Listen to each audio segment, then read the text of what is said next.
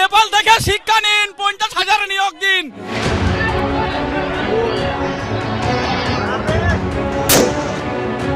আটচল্লিশ ঘন্টা আগে প্রতিবেশী নেপালের গণবিদ্রোহের ছবি দেখেছে গোটা দুনিয়া। জেন জি আন্দোলনকারীদের হাত থেকে ছাড় পাননি সে দেশের প্রধানমন্ত্রী, প্রাক্তন প্রধানমন্ত্রী, মন্ত্রীরাও।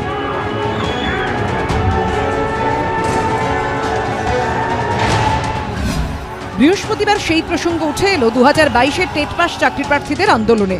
নেপালের পরিস্থিতির প্রসঙ্গ তুলে কার্যত হুঁশিয়ারি দিতে দেখা গেল চাকরি প্রার্থীদের।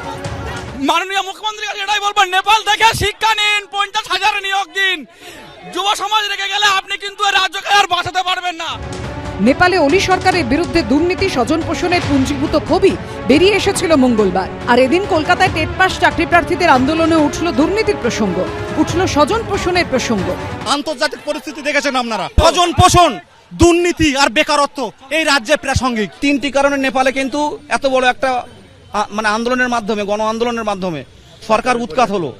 সেখানে দুর্নীতি, বেকারত্ব আর নেপোটিজম স্বজন পোষণ, আর এই তিনটে ওয়ার্ড কিন্তু পশ্চিমবঙ্গে প্রাসঙ্গিক। মুখ্যমন্ত্রী, শিক্ষামন্ত্রী দুর্নীতিমুক্ত নিয়োগ দিন, বেকারত্বদের কর্মসংস্থান, সবাই সুখে থাকুক, এটা চাই আমরা চাই না নেপালের মতো পরিস্থিতি হোক। এই স্লোগান হুঁশিয়ারি নিয়েই শুরু হয়েছে রাজনৈতিক চাপানুতোর। এখানকার যারা স্থানীয় বিরোধী দল আছে তারা ওদেরকে উস্কানি দিচ্ছেন। আমি বলবো, আপনারা আন্দোলন করছেন, এটা একটা সম্পূর্ণ নিজেদের ব্যাপার। সেখানে বিদেশের একটা যে আবহাওয়া সেটাকে তুলে আনবেন না, এটা অত্যন্ত ভয়ঙ্কর। কারণ সবার আগে দেশ, সবার আগে রাজ্য, সবার আগে মাতৃভূমি। 50,000 শূন্যপদে নিয়োগের দাবিতে এদিন 2022-এর টেট উত্তীর্ণদের বিক্ষোভ আছড়ে পড়ে বিধানসভা চত্বরে। শিক্ষাশ্রী, কন্যাশ্রী সমস্ত কিছু আছে, তাহলে এবার আমাদের জন্য চিতাশ্রী আমি একটা প্রকল্প চালু করে আমাদের মৃত্যু দিন, না হলে আমাদের 50,000 শূন্যপদে নিয়োগ চাই আমরা। এসপ্ল্যানেড মেট্রোর গ্রিন লাইনের স্টেশন থেকে বেরিয়ে চাকরি প্রার্থীরা বিক্ষোভ দেখাতে গেলেই প্রথমে বাধা দেয় পুলিশ, কিন্তু সেখান থেকে আন্দোলনকারীরা বিধানসভার দিকে দৌড়তে শুরু করেন। মমতা বন্দ্যোপাধ্যায় একাই ফাঁসবে এই রাজ্যটাই একাই ফাঁসবে, শান্তি সৃষ্টি করছে মমতা বন্দ্যোপাধ্যায়ের এই পুলিশ।